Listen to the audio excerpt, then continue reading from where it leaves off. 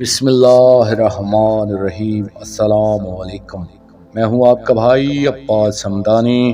آپ دیکھ رہے ہیں جعفریہ ٹی وی۔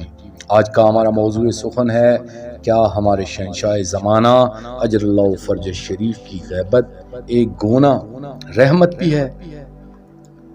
دوستو، علامہ بہبہانی، میں ان کا ایک واقعہ بار بار دہراتا ہوں تاکہ ہمیں حق کے امام زمانہ اجر اللہ فرج شریف کی اہمیت معلوم ہو اور ہمیں اپنی محبت کو پرکھنے کا موقع بھی ملتا رہے۔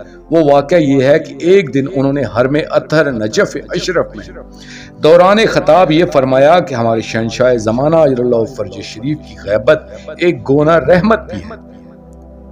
یہ بات سن کر حرم اطہر میں موجود لوگ بگڑ گئے اور انہوں نے یہ کہنا شروع کر دیا کہ یہ تو چاہتے ہیں کہ نعوذ باللہ ہمارے شہنشاہ زمانہ اجر اللہ فرج شریف کا خروج ہی نہ ہو۔ بس پھر کیا تھا، حرم اطہر میں ہنگامہ کھڑا ہو گیا اور علامہ مرحوم کو بڑی مشکل سے جان بچا کر گھر پہنچنا پڑا۔ اس دور میں حرم اطہر کا جو خادم ان کے لیے سجادہ بچھایا کرتا تھا وہ بھی بہت غصے میں تھا۔ اس نے شام کو آ کر ان کا سجادہ ان کے گھر میں پھینکا اور جو زبان پہ آیا بکتا چلا گیا۔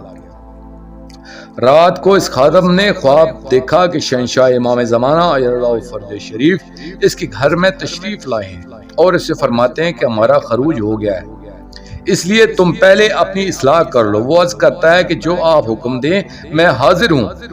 وہ جناب فرماتے ہیں کہ یہ تمہارا گھر تمہارا نہیں ہے بلکہ اس کا اصل مالک فلاں شخص ہے اور یہ اسے واپس کر دو۔ اس طرح گھر کی ایک ایک چیز کے بارے میں فرماتے ہیں کہ یہ بھی تمہاری نہیں ہے، یہ بھی تمہاری نہیں ہے۔ وہ بیان کرتا ہے کہ میں ایک ایک چیز دیتا گیا تائیں کہ آپ نے فرمایا کہ یہ تمہاری بیوی ہے، یہ دراصل تمہاری رضائی بہن ہے، اس لیے تمہارا نکاح بھی درست نہیں، اور یہ جو تمہارے بچے ہیں یہ بھی حلال زادے نہیں ہیں، اس لیے تم ہماری تلوار لے کر ان کی گردن اڑا دو۔ جس وقت آپ نے یہ فرمایا تو وہ کہتا ہے کہ یہ بات مجھ سے برداشت نہیں ہو سکی اور میں نے غصے میں عرض کی کہ آپ میں تو ذرا برابر رحم نہیں ہے، آپ تو مجھے نعوذ باللہ پاک خاندان علیہم السلام کے فردی خیر نظر آتے ہیں۔ جس وقت میں نے یہ عرض کی تو اس وقت میری آنکھ کھل گئی۔ یہ واقعہ بڑی تفصیل سے موجود ہے، میں نے اس کا خلاصہ بیان کیا ہے۔ دیکھیے دوستو، ہمارے شہنشاہ زمانہ اجر اللہ فرج شریف ہماری گردنوں کے مالک ہیں، ہم تو ان کے غلام ہیں، اور ہم نے اس حقیقت کو ابھی تک عملاً ثابت نہیں کیا ہے کہ ہم واقعی غلام ہیں یا آزاد ہیں۔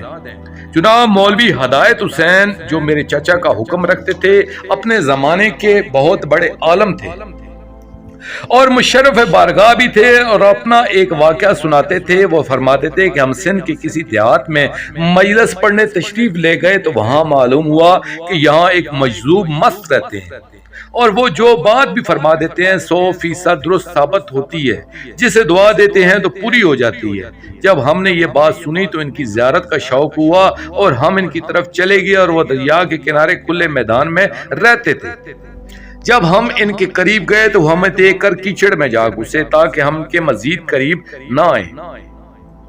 جب ہم ان کے قریب گئے تو ان سے عرض کی، جناب ہم تو کسی دنیاوی چیز کے لیے نہیں آئے تھے بلکہ ہم تو اپنے شہنشاہ زمانہ اجر اللہ فرج شریف کے بارے میں کچھ دریافت کرنے آئے تھے۔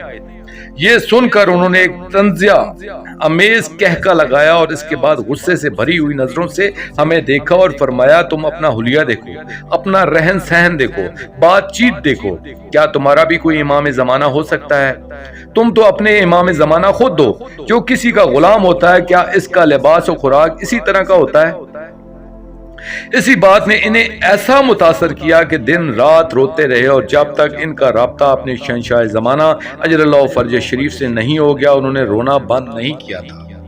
ان واقعات کو بیان کرنے کا مقصد یہ ہے کہ ولایت کا نام لینا آسان ہے، عملی طور پر اسے ثابت کرنا کہ ہم واقعی اپنے زمانے کے امام اجر اللہ فرج شریف کے غلام ہیں بہت مشکل ہے، اور یہ امر صعب و مستصعب ہے، اور یہی سبیل اللہ ہے کہ جس میں بستر پر مرنے والا بھی درجہ شہادت پر فائز ہو جاتا ہے۔ دوستو، آخر میں شکریہ ادا کروں گا اپنے مرشد کریم سید محمد جعفر الزمان نقوی البخاری سرکار دامِ ظلہ تعالی کا۔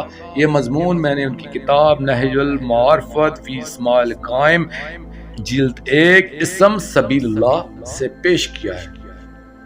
اور آخر میں اپنے پاک شہنشاہ کی بارگاہ میں دعا کریں گے، اللہ جل یا سبیل اللہ، یا عین اللہ، یا روح اللہ، اجر اللہ تعالی فرجک و صلوات اللہ علیکہ یا رب محمد و محمد صلی اللہ محمد و محمد باجل فرج محمد صلی اللہ علیہ وآلہ وسلم۔